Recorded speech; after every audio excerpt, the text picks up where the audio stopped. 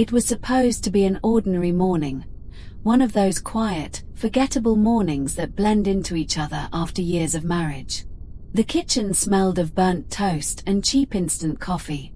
Sunlight slipped through the blinds, casting sharp lines across the counter and the floor. I stood near the sink, holding my mug, already tired though the day had barely begun. Behind me, Karen paced. I could hear it in her footsteps, the impatience, the anger she hadn't bothered to hide. She had been like this ever since the argument the night before, her silence heavy and sharp at the same time. "You embarrassed my son," she said suddenly. Her voice cut through the room. I turned slowly, careful to keep my tone calm. "I corrected him," I said. "There's a difference." She laughed, a short, bitter sound. "You always think you're right." Before I could answer, she grabbed the coffee pot from the counter. I barely had time to register the movement. The pain hit first. Hot coffee splashed across my arm and chest, soaking through my shirt, burning my skin instantly. I gasped, dropping my mug as it shattered against the floor. The smell of coffee mixed with something sharper, pain, shock, disbelief. Karen stood there, breathing hard, the empty pot trembling in her hand. "You deserve that," she said. For a moment, everything went quiet. No shouting, no apology, just the sound of my own breathing and the sting spreading across my skin. I looked at her, really looked at her, and understood something I had been avoiding for years. This wasn't anger. It was contempt. I didn't raise my voice. I didn't move toward her. I didn't even ask why. I turned away, walked past the broken glass, and left the kitchen. That was the moment I stopped being her husband and started becoming myself again. 7 years earlier, I had believed I was doing the right thing. Karen was warm, charming, and wounded in a way that made you want to protect her. She was a single mother when we met, raising her son Ethan on her own, always talking about how hard life had been after his father left. I admired her strength. Ethan was 16 back then, tall, sullen, already carrying an anger he didn't try to hide. I told myself it was just adolescence, that with stability, guidance, and time, he would grow out of it. I stepped into their lives carefully. I paid for dinners, school supplies, later, tuition. I tried not to overstep, not to replace his father, not to be that man. Karen appreciated it. At least, that's what I thought. Whenever Ethan acted out, Karen had an explanation ready. He was stressed. He was misunderstood. Teachers were unfair. Employers were unreasonable. I watched her turn every mistake into someone else's fault. When I tried to set boundaries, she accused me of being harsh. When I stayed silent, she called me supportive. Slowly, quietly, I learned which version of me she preferred. The quiet one. The one who paid bills. The one who fixed problems without asking questions. The one who absorbed tension so her son never had to. By the time Ethan turned 23, nothing had changed, except my role. I wasn't a husband anymore. I was a buffer. And buffers are meant to take the impact. That morning in the kitchen didn't come out of nowhere. It was the result of years of swallowed words, ignored warnings, and a woman who had mistaken my patience for permission. Ethan didn't come home angry that night. He came home amused. He dropped his keys on the counter, grabbed a soda from the fridge, and leaned against the doorway like the world owed him a chair. "I got fired," he said, grinning. Karen gasped. "Again?" Ethan shrugged. "Not my fault. The manager was an idiot." I stayed quiet at first. I always did. I waited for Karen to ask the right questions. She didn't. Instead, she said, "What did they accuse you of this time?" "Missing cash," he replied casually. "Like $50. No big deal." Something in me finally shifted. I asked calmly, Did you take it? Ethan laughed. Not nervous. Not defensive. Laughing. They can't prove anything, he said. And even if they could, who cares? That was when I stood up. Not aggressively. Not loudly. Just firmly. You can't keep doing this, I said. Stealing. Lying. Blaming everyone else. One day, your mother won't be there to fix it for you. Karen snapped. Don't talk to him like that. I ignored her and looked at Ethan. You're 24 years old. This isn't rebellion anymore. It's a pattern. His smile disappeared. You're not my father, he said coldly. You don't get to lecture me. The words landed exactly where he meant them to. I nodded. You're right. I'm not your father. But I'm the one paying for your mistakes. That's when Karen lost control. Enough, she shouted. You don't humiliate my son in his own home. She stormed into the kitchen. I followed, trying to keep the conversation private. Karen, this isn't helping him, I said. You're teaching him. I never finished the sentence. She picked up the coffee pot, and the morning that followed became the one I would never forget. I didn't slam the door when I left. That detail matters. I walked down the hallway slowly, my skin still burning, my shirt soaked and clinging to me.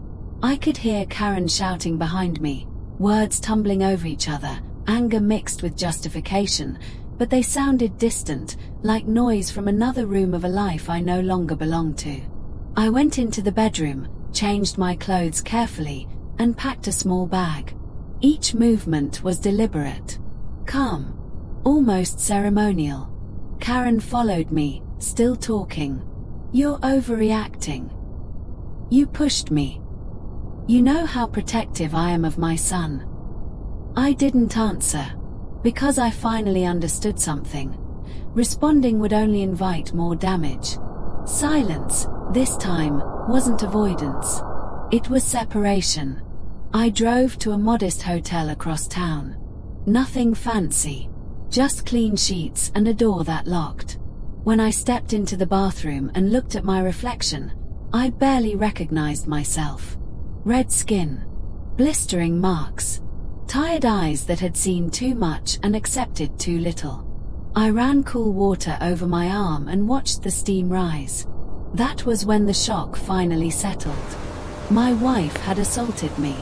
Not in anger. In defense of someone else. I sat on the edge of the bed for a long time, listening to the hum of the air conditioner, letting the reality sink in. This wasn't a misunderstanding. It wasn't a bad morning. It was a line. And it had been crossed without hesitation. Karen texted. Then called. Then texted again. I didn't respond. That night, alone in a quiet room, I felt something unexpected beneath the pain. Relief. For the first time in years, no one needed anything from me. And that was when I began to plan, not revenge, not punishment, but my exit. By morning, Karen had rewritten the incident.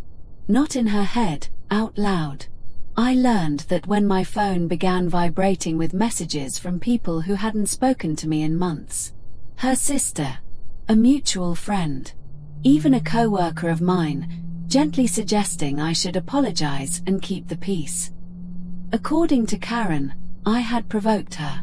I had cornered her son. I had raised my voice. I had lost my temper. The coffee, she said, was an accident. A reaction. A moment blown out of proportion. When she finally called me directly, her voice was calm, too calm. You know I didn't mean to hurt you, she said. But you embarrassed Ethan. You pushed me into a corner. I listened without interrupting. She continued. You disappearing like this makes you look guilty. People are asking questions. That's when I understood her real fear. Not what she'd done, but how it looked. I replied evenly. I'm not disappearing. I'm taking space. For how long? She asked. I don't know yet. She exhaled sharply. You're blowing this up. Families fight. You don't walk away over coffee. I almost laughed. Because it was never about coffee. It was about respect, safety, and the fact that she had chosen her narrative over the truth. That afternoon, Ethan posted a photo online, him laughing with friends, captioned, "Some people can't take the heat." I stared at the screen for a long time. That post told me everything I needed to know. They weren't sorry. They were confident. And confidence, when built on lies, has a very short lifespan. What she didn't know about me ***. Karen thought I was weak because I was calm. She didn't know I owned the house we lived in, fully paid, under my name alone. She didn't know the business she bragged about to her friends was legally mine. And she certainly didn't know I had already spoken to a lawyer. I had learned something important that morning. Love without respect is just control. I didn't go back to the house. Instead, I went somewhere far less dramatic, but far more important. A clinic. The nurse didn't ask many questions at first. She just looked at my arm, the uneven burns, the blistering skin that told a very clear story. This isn't minor, she said gently. She photographed the injuries, measured them, documented everything in clinical language that left no room for interpretation. Thermal burns caused by hot liquid. Those words mattered. From there, I went to the police station, not to press charges immediately, but to create a record. I spoke calmly. I stuck to facts. No emotions. No exaggeration. The officer listened carefully. Domestic incidents don't always start with fists, he said. You did the right thing coming in. A report was filed. Quietly. That evening, I met with a lawyer recommended by a colleague. A woman in her 40s with sharp eyes and a voice that didn't waste time. She assaulted you, she said plainly. Intent can be argued. Impact cannot. She explained my options: medical documentation, separation, protective measures, financial safeguards. I realized something as she spoke. For years, I had been reacting. Now, I was preparing. Karen texted again that night. We need to talk. This is getting out of hand. I didn't respond. Because for the first time, things weren't out of hand. They were finally in order. Karen felt it before she could explain it. Something had changed, and it terrified her. Her messages stopped being aggressive.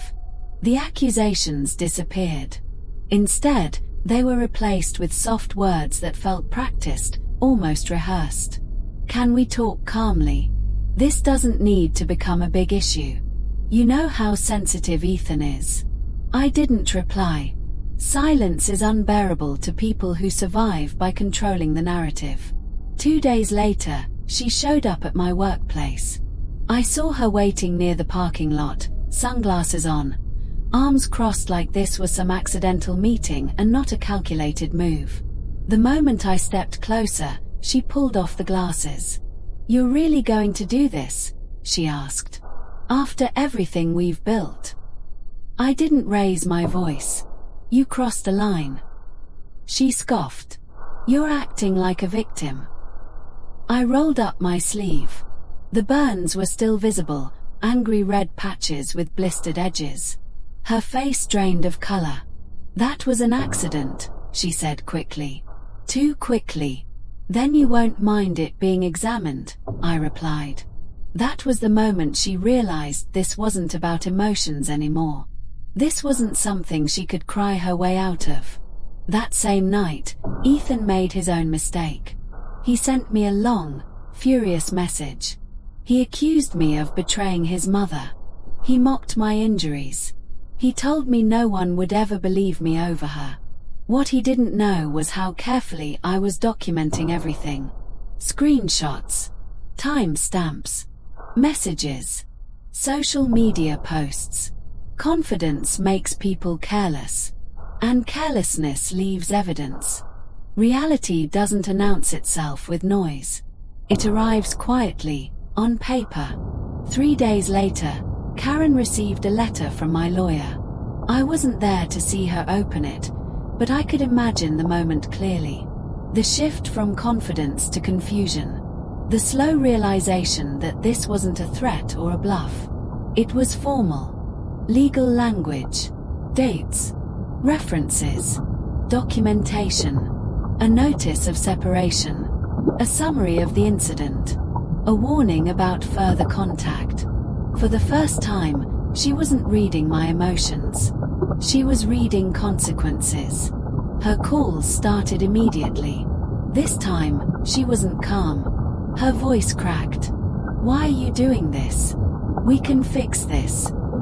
I listened without interrupting. "You're ruining our family," she said. "Ethan can't sleep. He's terrified." I replied evenly, "You should have thought about that before you threw the coffee." Silence followed. That night, Ethan tried to regain control in his own way. He posted again online, something vague about betrayal, about men who pretend to be victims. But the confidence was gone. The comments weren't kind. "If the burns are real, that's assault. This sounds serious. Why would you joke about something like that?" The story was no longer hers to tell. The bank froze our joint account the next morning. Standard procedure once legal separation began. Automatic. Unemotional. Ethan's rent payment bounced. Karen called again, this time crying. I didn't know it would go this far. That was the truth. She never thought it would go anywhere at all. People don't usually collapse all at once. They unravel. Karen's calls became desperate. No anger. No excuses. Just fear dressed up as apology. "I was wrong," she said one night. "I lost control. I'll say whatever you need me to say." I told her, calmly, "It's not up to me anymore." That was the moment she truly panicked. Because when someone realizes they can't negotiate their way out, they often do something reckless. Karen filed a complaint against me. She claimed I had threatened her, that I had intimidated Ethan, that the coffee incident was exaggerated, maybe even staged. It might have worked once, but not now. The report triggered an investigation, and investigations don't rely on emotions. They rely on consistency. Her story shifted.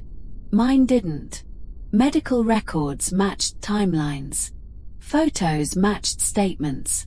Ethan's messages, angry, mocking, careless, contradicted her claims. Then Ethan made the worst mistake of all. He contacted me again. This time, he wasn't angry. He was scared. "Can you talk to your lawyer?" he asked. "This is getting serious." I didn't respond, because that message alone proved something important. He knew I wasn't lying. 2 days later, Karen was asked to come in to clarify a few things. She didn't come home that night. The next morning, her sister called me. "They're keeping her longer than expected," she said quietly. The narrative had fully collapsed, and there was nothing left to hold it up. I wasn't there when they walked her out. I didn't need to be. The call came just after noon. Karen's voice was small, careful, stripped of authority. "They're letting me go," she said. "But there's a report now." I closed my eyes. A report lasts longer than anger, longer than apologies. Later that day, a mutual friend sent me a message. I saw Karen leave the station. 2 officers walked her to the car. No shouting, no handcuffs, just consequences made visible.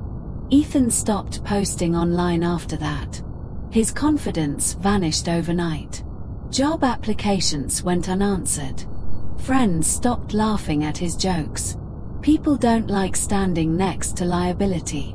The house, the one I had paid for, repaired, and protected, went quiet. I returned once, briefly, to collect my remaining things. Karen wasn't there. The silence felt different now.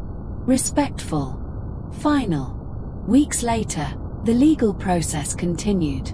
Calm. Methodical. Unavoidable. Karen tried once more to reach out. "I never thought it would end like this," she said. I replied honestly, "Neither did I. But you made sure it did." I didn't win by yelling. I didn't win by revenge. I won by walking away and letting the truth do the work. Some people think silence is weakness. They're wrong. Silence is where consequences begin.